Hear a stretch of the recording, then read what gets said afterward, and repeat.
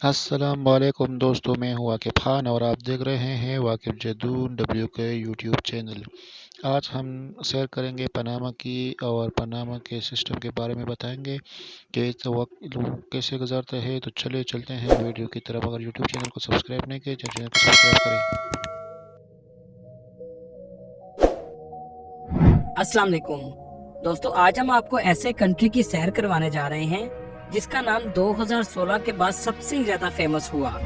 इसका नाम तो हर कोई जानता है, लेकिन इसके बारे में बहुत कम लोग जानते हैं। जी हाँ, आज हम सैर करने जा रहे हैं पनामा की। पनामा लीक्स क्या थी और लोग पैसा क्यों इस कंट्री में रखवाते हैं। दोस्तों, क्या आपने कभी शिप को पहाड़ी पर चढ़ता हुआ देखा है? जी हाँ, इस कंट्री में ऐसा भी मुमकिन है। एक नहर ने इस कंट्री की कैसे तकदीर बदल दी। पाकिस्तानी और इंडियन इस कंट्री में बगैर वीजा के भी जा सकते हैं। जी हाँ, ऐसा भी मुमकिन है। इन सब सवालों के जवाब जानने की कोशिश करेंगे आज की इस वीडियो में। आज की वीडियो बहुत इंटरेस्टिंग होने वाली है, एंड तक जरूर देखिएगा। चले अब निकलते हैं पनामा के एक शानदार सफर पर। इस कंट्री का ऑफिशियल नाम रिपब्लिक ऑफ पनामा है। पनामा वस्ती अमेरिका का एक खूबसूरत और दिलचस्प कंट्री है जो अपनी मुनफरिद खसूसियात की वजह से पूरी दुनिया में फेमस है। ये दुनिया का वाहिद कंट्री है जिसके अंदर मौजूद कनाल बहरे ओकियानूस और बहरुल काहिल को आपस में मिलाती है। पनामा कनाल दुनिया का मशहूर और आलमी तिजारत के लिए सबसे अहम रास्ता है। इस नहर की तामीर 1914 में मुकम्मल की गई थी। ये तामीर दुनिया के किसी अजूबे से कम नहीं है, जिसके बारे में आगे हम आपको वीडियो में तफसील से बताएंगे।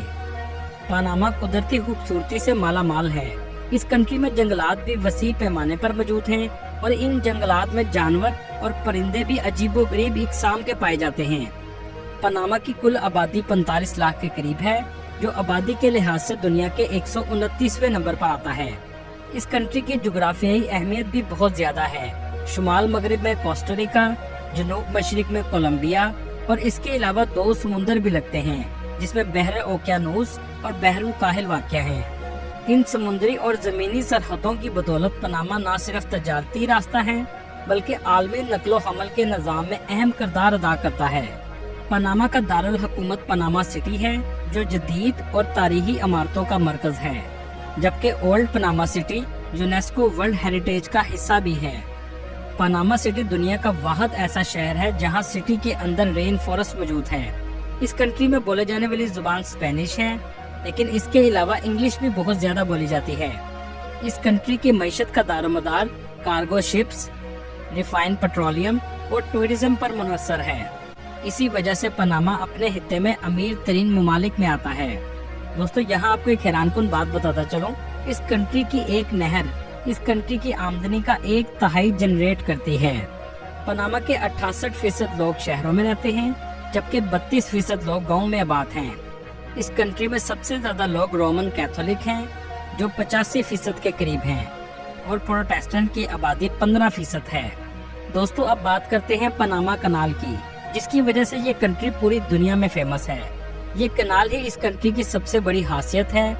ये इतनी लंबी है कि जहाजों को पार करने में 10 घंटे लग जाते हैं। इस नहर को बनाने की कहानी भी बड़ी दिलचस्प है, जिसके बारे में जानकर आप भी हैरान रह जाएंगे।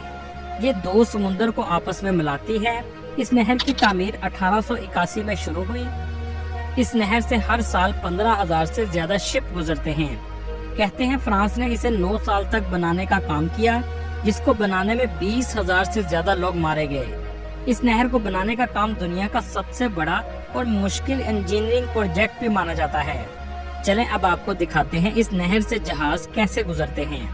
पूरी दुनिया में बहरी जहाजों के लिए 2 शॉर्टकट्स हैं, एक इजिप्ट में मौजूद सुएज कनाल और दूसरी पनामा कनाल।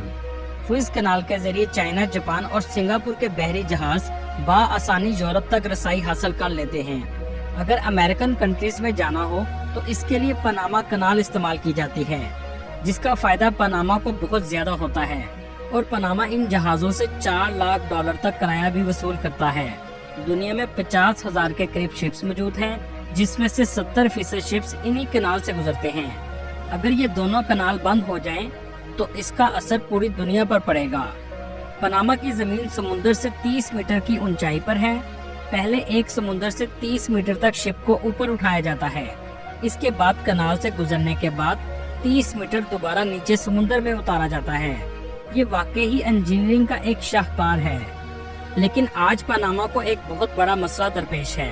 ये शिप्स गोटन लेक से गुजरते हुए एक समुद्र से दूसरे समुद्र में जाती है और इस लेक का पानी पनामा के लोग पीने के लिए इस्तेमाल करते हैं और इन शिप्स की वजह से रोजाना 1 करोड़ 90 लाख लोगों का पानी समुद्र में डालकर जाया करना पड़ता है। पहले बारिशें ज्यादा होती थी और लेक को कोई फर्क नहीं पड़ता था, लेकिन अब बारिशों की कमी से इस मुश्किल का सामना है। पनामा या तो लोगों के लिए पानी बचा ले या कनाल चला ले। कनाल से 4.2 बिलियन डॉलर की सालाना आमदनी भी होती है। चीन और अमेरिका पनामा के सबसे बड़े ट्रेडिंग पार्टनर हैं। पनामा की जीडीपी 74 बिलियन डॉलर है। इसकी आमदनी का सबसे बड़ा जरिया बैंकिंग, ट्रेड और कनाल है। यहाँ के लोगों की औसत माहाना आमदनी $1200 से $1500 है। इस कंट्री में इस्तेमाल होने वाली करेंसी बेलबोआ है, जो पाकिस्तानी 276 रुपए के बराबर और इंडियन 83 रुपए के बराबर है। पनामा के लोग बहुत खुश मिजाज और मेहमान नवाज होते हैं। अपनी सकाफत पर बहुत फख्र करते हैं। यहाँ का कल्चर यहाँ की पहचान मानी जाती है। औरतें सफेद पोशाक पहनती हैं, जिसे पोलारा कहा जाता है। ये इनके कल्चर का हिस्सा है। इस कंट्री में आज भी नेटिव्स रहते हैं, जो आज भी कच्चे घरों में और मिट्टी के बर्तनों का इस्तेमाल करते हैं। लेकिन इस कंट्री का एक अजीब कानून भी है कि जिस्म फरोशी को कानूनी हैसियत हासिल है। जराइम की शरह भी इस कंट्री में इंडिया और पाकिस्तान की तरह है, ना तो बहुत ज्यादा है और ना बहुत कम है। पनामा लीक्स क्या थी और लोग पैसा क्यों इस कंट्री में रखवाते हैं?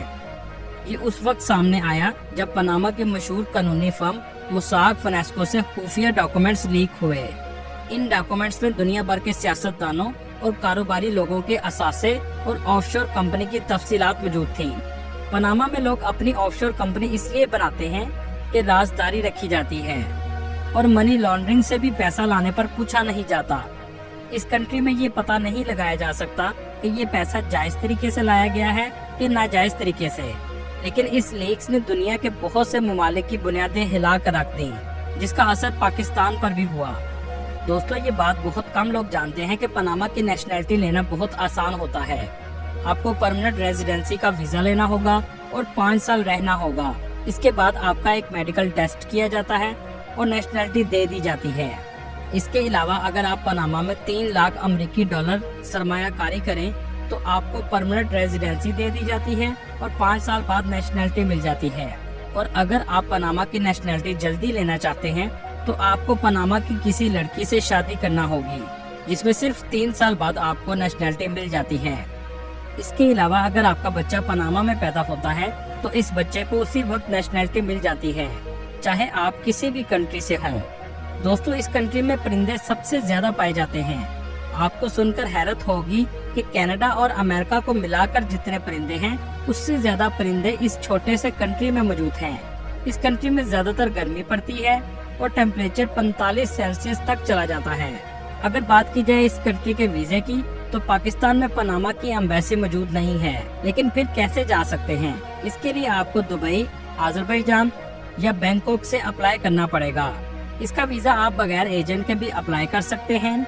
दोस्तों, जैसा कि शुरू में मैंने आपको बताया कि इस कंट्री में पाकिस्तानी और इंडियन बगैर वीजा के भी जा सकते हैं। एम्बेसी का लिंक मैं आपको डिस्क्रिप्शन में मेंशन कर दूंगा।